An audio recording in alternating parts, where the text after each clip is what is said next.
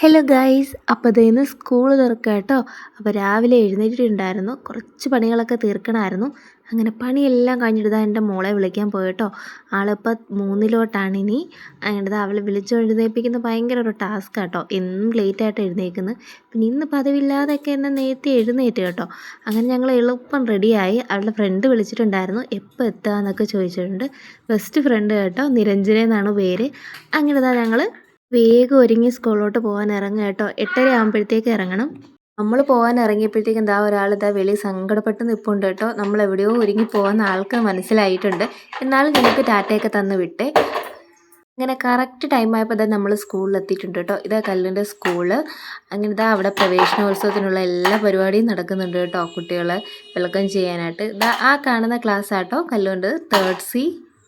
അങ്ങനെ പുതിയൊരു അധ്യയന വർഷത്തേക്ക് എല്ലാ കുഞ്ഞുമക്കൾക്കും ആശംസിക്കുന്നത്. അപ്പോൾ വേറൊരു വീഡിയോ ആയിട്ട് പിന്നെ കാണാവേ. Tata bye bye, see U.